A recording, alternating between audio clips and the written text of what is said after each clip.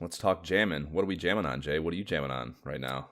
So Is that Fallout? What the fuck is that? no, so this dude, I've been playing so much Call of Duty these days. Oh So God, much Call of Duty. I've heard It's so much shit talking about Call of Duty on the internet. so the funny thing about this, like we got to talk about COD. We got to talk about my relationship with COD because up until recently, like I just didn't understand how big it was, but like I do have a prior relationship here. So like I remember back in the day when we were both acting, I was doing a promo for a Call of Duty launch in not Times Square, but Union Square, New York City, for a Call of Duty game, like at a GameStop. And it was a midnight release. And I remember being this like huge big deal, people lining up. Like I don't remember which Call of Duty it was, but I remember being Call of Duty. Fast forward, like when I finally got my first console. When did that shit start? Do we know when that shit started? I don't know. I'm like, does anyone like actually know? Does the internet even know? 2003, 2001, 2003. I don't know. Something like that. 1974. But I do know, like, when I want a Call of Duty on Atari 2600 card, actually. I bet there's someone out there making that. Can you imagine?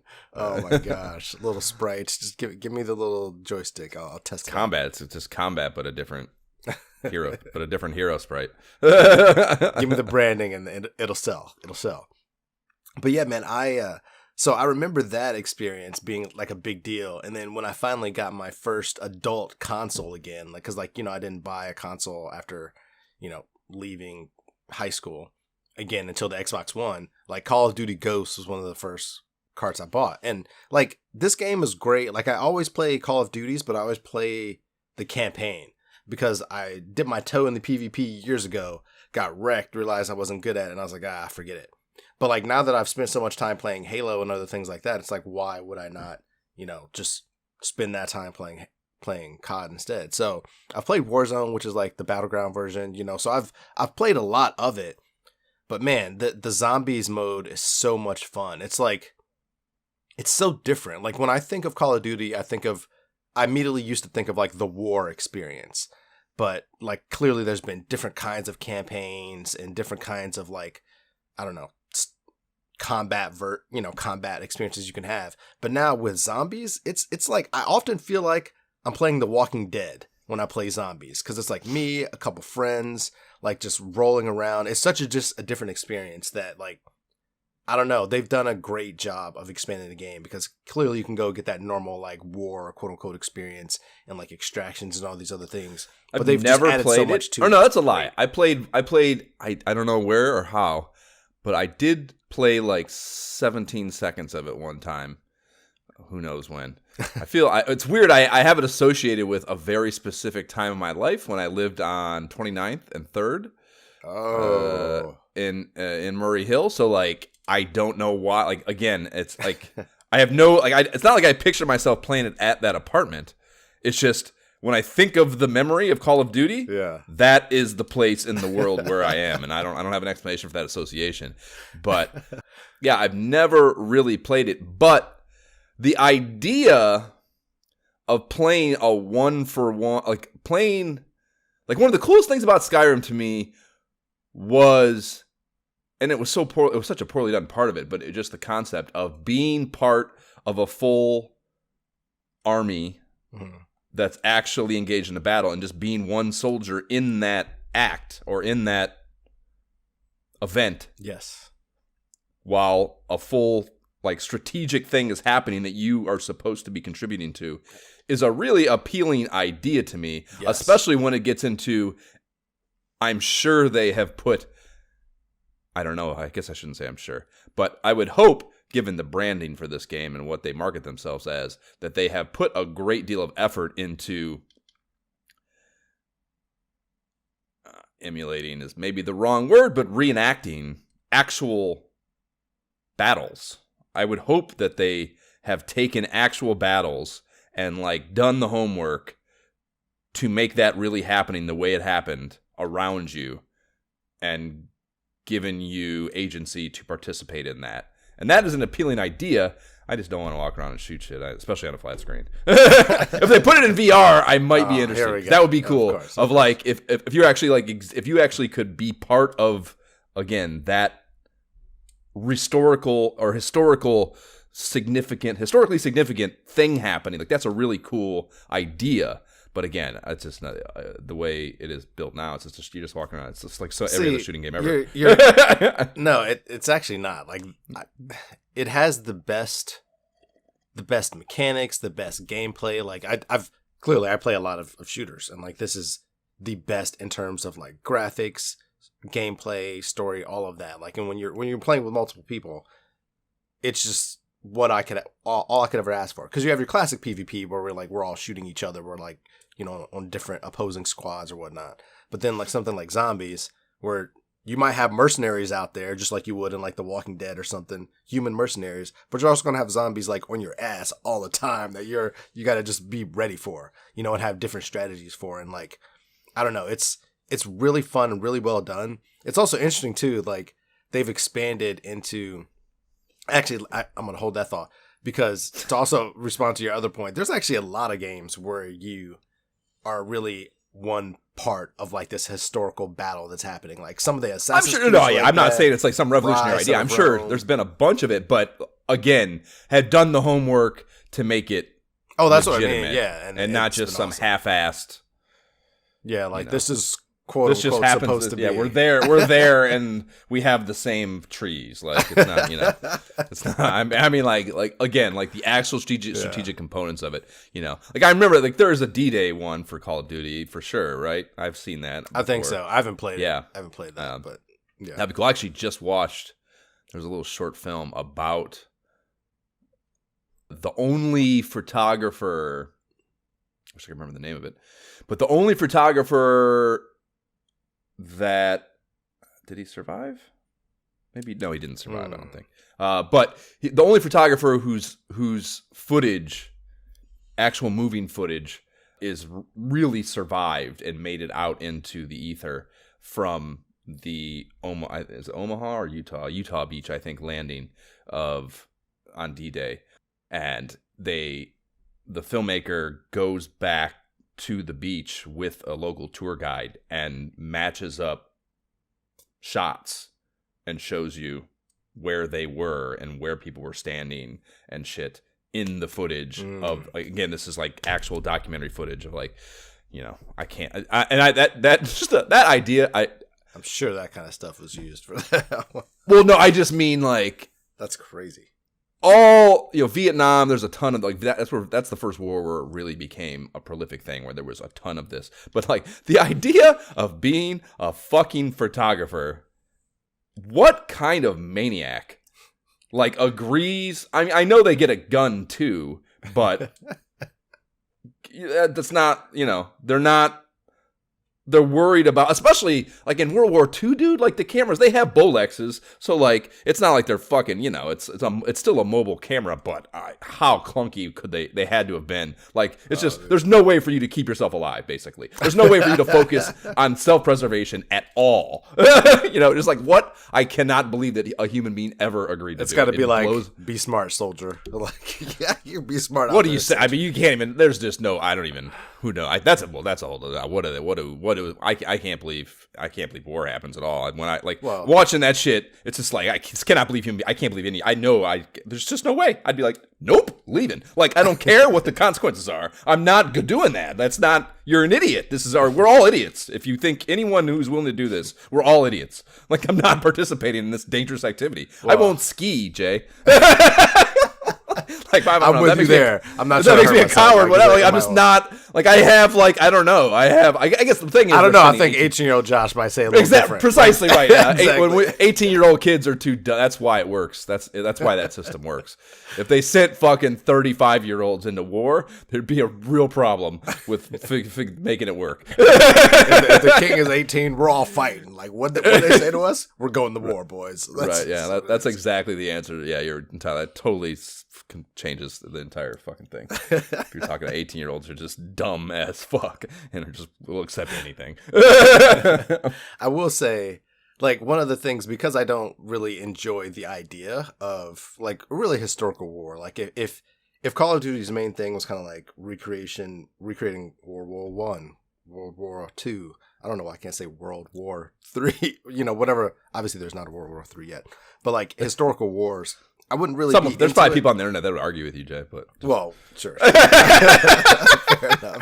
Fair enough. But let's, my point being, I'm not really into like historical wars. Like I don't really want to participate in the actual act of that. So I like that they've expanded into much more other things, which are kind of just like pseudo. They're not real conflicts. We're just battling just this gunplay scenarios. Yeah, things like that, like dark ops, because these guys are clearly evil in this scenario and that kind of thing. So I like that more than kind of just a historical. We're going to fight the Nazis. I'm just not. I don't really want to do that. Like, I know that happened. Put me in a fun scenario I want to go be a part of. Throw some zombies in there. Great. Let's do that. It's obviously, it's not, I mean, the way I just described war hopefully would exhibit that. But yeah, that's not, like, my English is entirely the historical understanding of it, because that is a perspective. That's why a documentary like that is fascinating, because you actually get that perspective to some loose degree, Like, the whole thing is, was it light bulb? Oh no, different. No, that was a different thing. I was listening to the J.D. Salinger Stuff You Should Know podcast, and he was in World War II, and he survived. I don't know if you know that. He went to fucking war and survived before he came back and wrote Catcher in the Rye and the handful of other books he wrote before he like mysteriously, if that's how you want to call it, retired. But he was on the fucking beach as well. He was in that battle, and he had the pages. Or a large part of Catcher in the Rye was written while he was doing that. He had written pages for that in his bag when he hit the beach on whichever Utah or Omaha it was. Like, how crazy is that? He had pages for that book written in his backpack. So it would not exist. Right, if an alternate scenario, an alternate universe, where he doesn't make it. Yeah, I mean, battle a little bit different, dude. A fucking shell lands 6 feet to another direction. Yeah, damn. Nuts. Yeah, no, war is fucking crazy, dude. That's why, again, that's the whole point. It's just so fascinating and such a crazy psychological, I don't know, not experiment, but like thing to analyze, because it's just, I don't know, the idea that hundreds of thousands of grown individuals choose to do it. It's just, I can't wrap my mind around it. And again, yes, that is entirely a 42-year-old perspective, because none of that analysis is happening for any of those actual human beings, and that's why it occurs. But right, like take us to a bar at 20 years old. right, yeah, that's exactly. It's super close on the psychological spectrum, exactly. So yeah, it's. I mean, I say I can't conceive of it, even though I can conceive of it. There's just a part. It is my perspective. I guess what it is, it's the inability to put my own self there is what it is, and that is fascinating to me. So any sort of way to like better grasp or just experience whatever, that's a fascinating concept to me. So yeah, it's an appealing idea, but I just don't want to. Yeah, right now it's like really at the end of the day, really, do we really want to do this? Like, come on, like you want to keep your stuff, I want to keep my stuff, like. Right, it's like yeah. Fuck it though. That's not. None of it's worth that. No.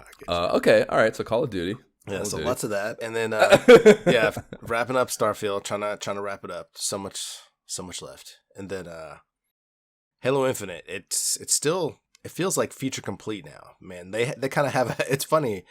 As much as I say I like about Call of Duty now, Halo just released like the King of the Hill, what's it called? I forget what it's called, but essentially it's a multiplayer mode now against enemy AI.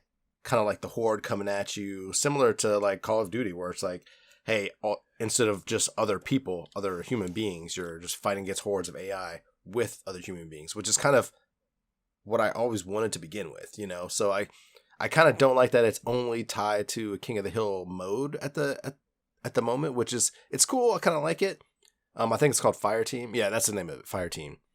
So I've been playing a lot of that too, just to switch it up. And so anytime, that's my thing. Anytime I can play together with friends or not friends, people that I don't know, but people on the internet, and just fighting against the enemy, like I'm going to enjoy that, So a lot okay, well, is your eye better? Can we get back to Dungeons of Eternity or what? Yes, I think we can get back to that. Okay, good. I enjoy that also. in VR. Yeah. So what about you, man? What have you been jamming on these days outside of Dungeons of Eternity? I haven't played a ton other than with you, and I got Amy on it recently too. Mm-hmm.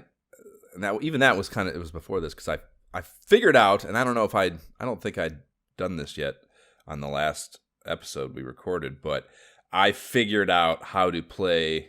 It's when you buy the new headset, for the new Quest, you get Asgard's Wrath 2 when it drops, which that's happened on the 15th, and whoa, buddy, am I fired up for that after what I'm about to talk about. But they also gave you the PCR version. I guess it was the Rift technically release. Rift. Which is like it's Meta's PC VR thing, I think. I'm pretty sure that's what it is. Right, it is a little older, right? Yeah. So they gave you the first Asgard's Wrath PC VR release, which can be played on your Quest through the PC Link thing. And I read that when I first got it, but like I didn't really know what that meant. And I was just fucking around with the Oculus app on my laptop for some other reason, and I saw it in my like library there, and I was like, oh, it's here. that's how. Okay, now I understand. And you got to download it. It's like 100 gigabytes, like an overnight download. It's a huge fucking deal. Whoa. But so I started playing that.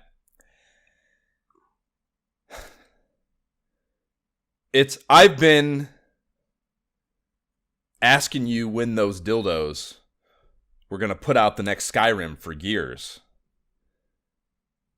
The next Skyrim's been out here on the Rift. Oh, here we go. For years. It's Skyrim. It's fucking Skyrim. I'm not joking, dude. It is Skyrim. It's exactly what Skyrim, like that PC, that I'm like, we have Skyrim for the... Right, but I've played that whole game. Like, and I've played that game now like 8 times on different fucking systems and iterations, once in VR too. Like, I don't want to play Skyrim anymore. This is Skyrim.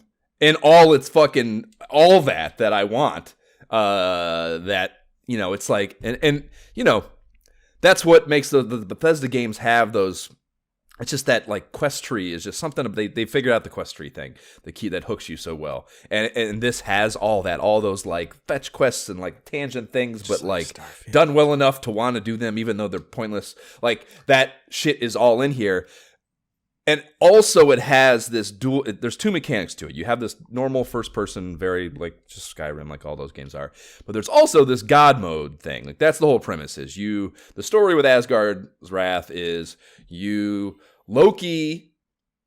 Of course Loki is involved. Enlists you as this like pupil god to... And like he's what's that called? Rearing you. What's it called? Training you. Whatever. Training you to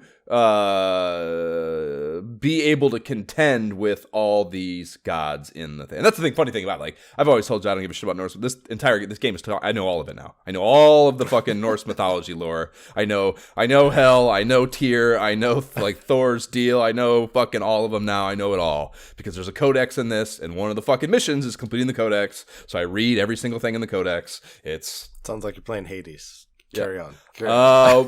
Way better than Hades. But that's the thing. If Hades would have had a codex that allowed me to like methodically wrap my mind around this stuff instead of just random fucking shit coming out of people's mouths while I'm walking by, I would have learned this stuff maybe from Hades because I played that game enough for that to have occurred. And it maybe would have kept me around too, actually, if there could have been something like that. But so it has this God mode where you like walk up to this altar thing in the stages as your first person self. You put this stone in this thing, and then it takes you out. You like have this very like this omnipotent perspective above everything, and it's like, and I was so impressed because this is a little bit of an older game. I don't know how old actually offhand, but I didn't bother to look that up. But it's a few years old, so I was surprised at the complexity of this. But when you're in God mode, everything is happening just like when you were in first person. Everything. Like, the birds are still flying. All the little things are still crawling on the ground. Every little fucking thing that you could have picked, that you can or pick up or manipulate with your first person view is there. and down below you. And a big part of this game's like development tree is converting. You're an animal god, so you convert these animals into humanoid helpers to assist the hero that you have chosen as your like lead disciple for this particular part of the quest. And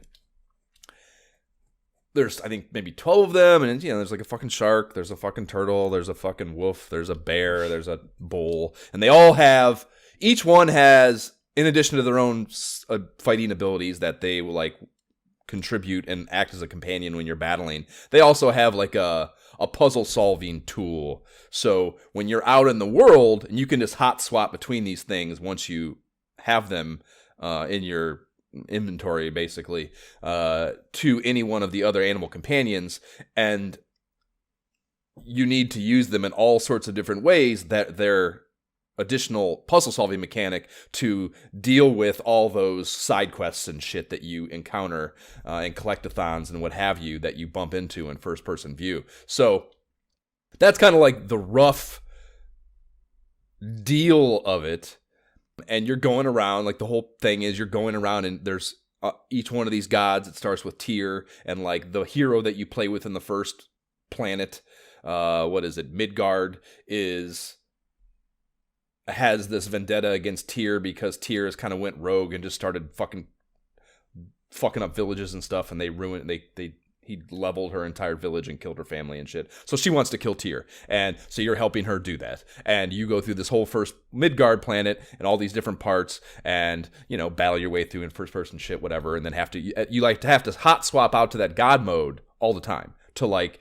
It's very in the vein of another game I'm going to talk about, Pixel Ripped, where you have the dual mechanic going on, where you have the game on the screen in front of you, but you also have to do something out in the real world, like your mom yelling at you or something, to get to let you keep playing because she wants you to get off the Nintendo. So you're like knocking the cookie jar over or something to so you can keep playing and distract her, So it's the same kind of concept to where you have to do two things at once to some degree. It's not as real time. You have to fully swap between them. You're not like operating the god and the player, but you will have to like swap to the god, shoot something to get an elevator to go down, swap back to the fucking player, and then be dealing with some shit as the elevator is going to where you were able to send it to in God mode. So it's this really cool dual mechanic that takes the Skyrim idea to another cerebral level. So like the puzzle solving is multi-layered, which is really cool. And then, like I said, you also have each animal has their own contribution too. So there's kind of like 3 layers to the puzzles that you have to work through cerebrally to solve them, which is also part of the allure, I'm sure. So that's kind of like, there's all that, that's all the side shit going on, but the main quest is still battling shit firsthand. And the fucking swordplay it's honestly, it's too, part of it is I'm playing the PC VR link, and I was so into this game, dude, that like I upgraded all my equipment. Because I wasn't able to hardwire into my router. Real life equipment? Yes. Yes, I guess that's worth clarifying. Sorry. Yeah. I have a Google router, and you can't hardwire into a Google router. You have to get a switch box. So I bought this 2.5, like an elevated bandwidth switch box to wire out of my router so I could wire my computer into that. So I had to buy some new cables, this new fucking switch box thing.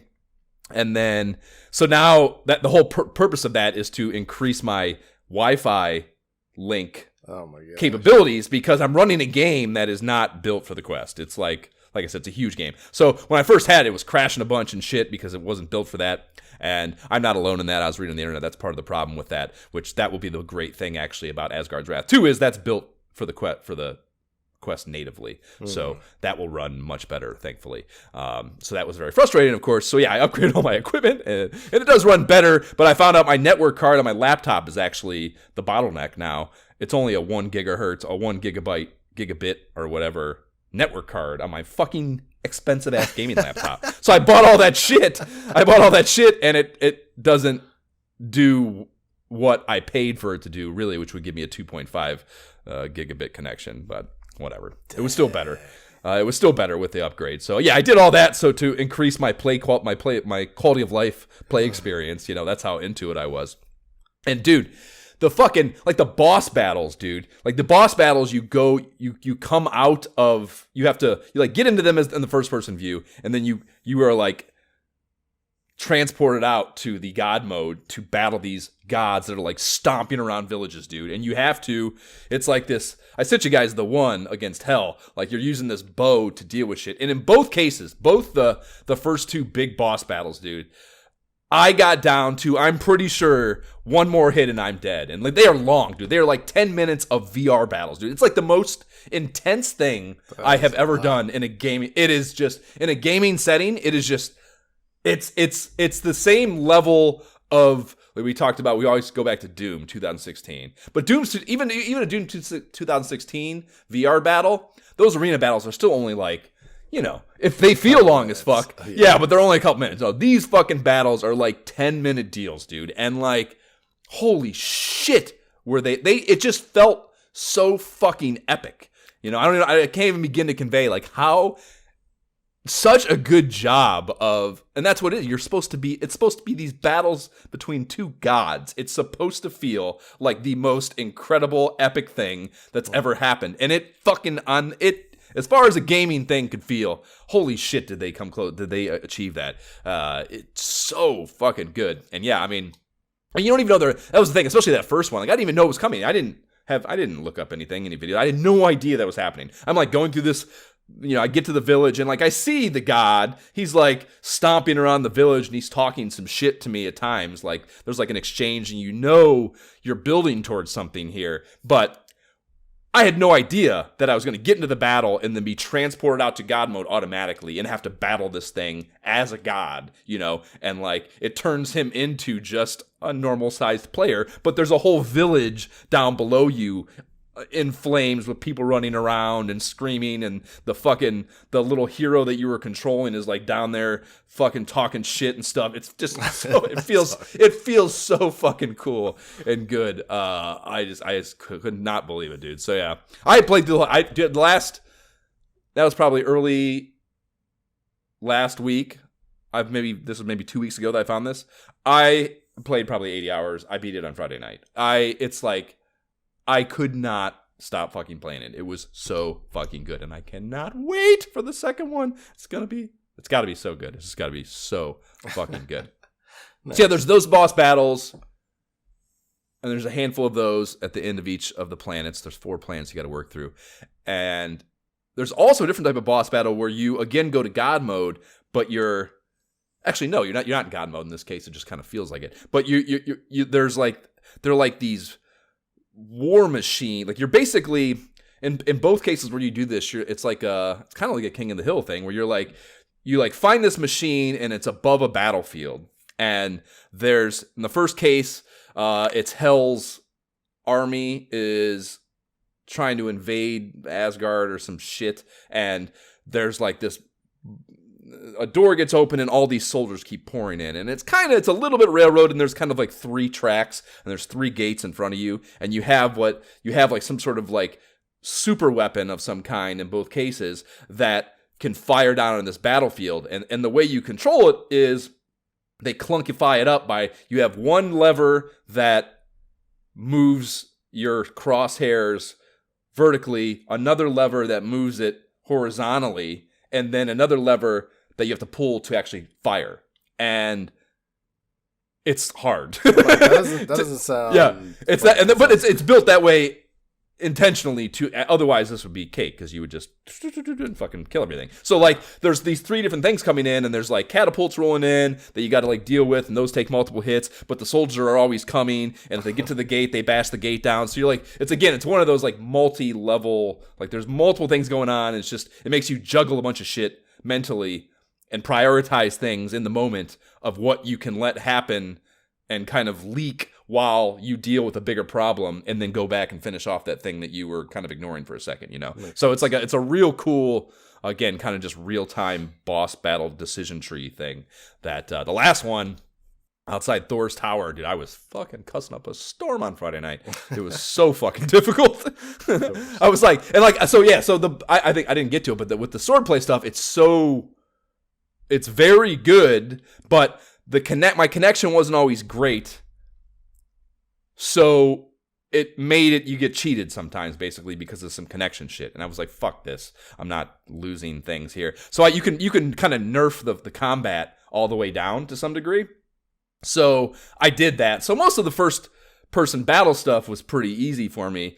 You can kind of just fucking, you know, but that was the thing with you can't nerf those battles with the machine. So like that was the thing. Like I'd like kind of been cruising for a long time and just kind of like solving puzzles and feeling good. And I got to that last boss battle and like having it nerfed down to easy mode did not change that, I don't think. And I was like, fuck, there's no way to fucking make this easy. I was like, and you know, by then I'd fixed my, it wasn't a technical issue then, it was just hard. Yeah, dude. Oh my God, just such a good experience. And again, like the fact that it's just been sitting. Part of the amazement is that it was just sitting on my hard drive. I had no idea, or not on my hard drive, but it was sitting available to me for a couple months now, and I had no idea. The idea that this was just given to you for free was fucking, or you know, for the cost of the headset, anyways, was kind of fucking amazing to me. So yeah, I beat it on Friday night. There's like a bunch of Skyrim completionist shit I'm still doing. Shit like some of the quests are like, break these 5 shields on an elevator lift with one particular character's secondary weapon, and like light these 6 torches in 20 seconds, you know, and they're like hidden in different weird places. So like I'm running around doing that dumbass shit. But it's timing out perfectly. I have 5 days to get to the second one. So it's a perfect place to be, I think. So yeah, man, that fucking, oh my God, so fucking good. And so stoked for the second one. Such a cool experience. Like I mentioned, I got Pixel Ripped. This one's the 1995 one, which is actually the first one, as opposed to the 1978. It was $8 during the 40%. There was a 40% off. Okay. Nice. I don't know, Black Friday, Cyber Monday, whatever the fuck it was, sale. Holiday, come spend money with us sale. Yeah, precisely, yeah. But 40% is even better than the referral fee, so, you know, that's a good deal for sure. So I was like, looking at the games they had, I got that and the I Expect You to Die 3, which is that escape room game. It's like a spy-themed, kind of James Bond-y themed escape room game. So I got that. I haven't even touched that yet, but I bought those two. And yeah, so 95 is actually Pixel Rip 95. It's just like 78, only we're dealing with 16-bitty. It's like very Super Nintendo. Okay. Nice. Yeah, so it's, you know, a little bit of a different feel, but very much the same vibes. Like I mentioned, kind of you're dealing with those dual mechanics. I hit one part I just got past the other night. It was fucking super cool, dude. You're like, you go to the store with your dad. The store has those kiosks that they used to have, or they probably still have, where you can play the systems. And they have, you know, it doesn't say them on it, but it's basically a Super NES and a Genesis side by side. And there's a puzzle mechanic where like you're going through the SNES one, and this dickhead kid is talking shit to you, and he lies to you and tells you he got this thing in the game that isn't actually in the game, you know, like an eighth crystal or something, and there's only 7 actually. So your little helper tells you to go into the Genesis and find an extra one to bring back with you. So it's this mechanic where you're physically playing 2 game systems and jumping back and forth between them. That's and funny. Like taking functions of the characters from one system to the other, you know. It's like just a really cool implementation of, again, that idea of like the 2 the dual mechanic thing. So yeah, really cool implementation there, and it's a nice mellowing out option when shit got too heavy in Asgard for me. So that DOE, like we said, and Power Wash Simulator, we're still playing the shit out of that, dude. Amy's fucking still hooked. It's so fucking, I don't know, soothing, satisfying, something cathartic. Such a good idea. We're getting done though. I think Amy's got to be almost done with the career mode. I got to, I'm pretty sure, like 75% last night. I washed a monster truck last night while she was making dinner. Wait, remind me, you guys playing that in VR as well? Or? Yeah. Okay. Yep. That's right. Yeah, it's very good. And they have to have. I actually saw for DOE and Power Wash both. I saw they're both releasing holiday updates that are like Christmas shit happening in the games. I mean, I'm sure this exists for the flat screen shit now too, but I don't know, maybe not. The AAA games are such cunts about everything. But they're just like, because it's small developers on the Quest and stuff, there's like this person, they just like, you know, they're willing to drop little they don't have to, I guess what it is they don't have to go through a bunch of red tape, probably is really what the catalyst for this is. There's just like a handful of decision makers, and they're like, oh, let's do a fucking Christmas thing, and they'll just drop some shit in the game for the holidays, because they don't have to get it approved by 80 million people, and that's a cool, like, I don't know, interpersonal relationship with the developer. I think that is another one of the things I love about the Quest landscape right now. So yeah, the DOE and Power Wash both are doing that. I saw some two things. Yeah, the only other thing I have is a new walk. This is how into Asgards I was, dude. This will demonstrate it more than anything else I've said. Maybe a new walkabout course dropped on Thursday. I haven't even bought it yet. You haven't even bought. Wait a minute. You always buy them and download them immediately, right? I haven't even bought it yet. I haven't even bought it yet. So I don't even know who you are. Right, precisely. That's how bad it was. That's how bad off I am. But the Quest 3 is better about updating on its own.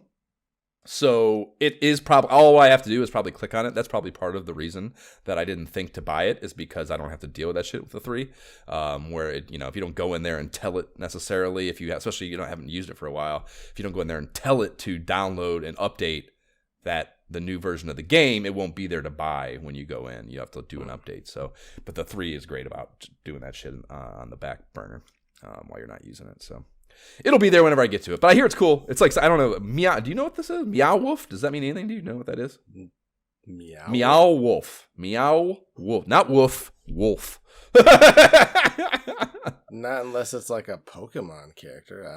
Right, that's what it sounds like, yeah. And honestly, my best guess is it's like I think it's a YouTuber maybe or something. And I definitely have no idea. Right, if it's right. I just thought maybe like the implication I get from all their marketing that I'm half-ass paying attention to, because it is about something. Yeah, I also don't think I care about.